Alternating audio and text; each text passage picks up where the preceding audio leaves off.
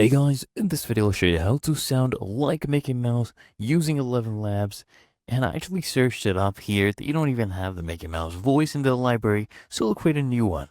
Okay, so I'm already logged in right here.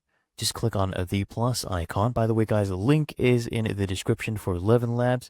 You just click on instant voice clone. You just need 10 seconds of audio minimum. Okay, the more audio you have, the better it is. So here we go. You can go ahead and drag and drop the audio file. I actually got this one from YouTube. Just go ahead and download the audio. Okay. Now we come back to ElevenLabs. As you can see, it has uploaded. Make sure you toggle this one on. Remove background noise from the audio recordings. Now go ahead and click on next. And under the voice information section, you mainly just have to add, your language. So let's wait for this to be done. All right, so here we select our language.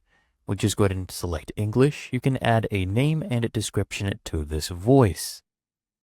All right, there we go. Name, description. Make sure you toggle this one on and then click on Save Voice. After this, you can go ahead and try out your new clone. So go ahead and click on Generate Speech right here, and let's type something in for it to generate.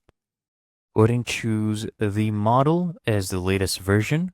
Okay, V2. You can set the speed higher because Mickey Mouse usually speaks a lot faster than a normal person. Stability, I would say keep it about 50%. Okay, and similarity, I want you to keep it at 75%.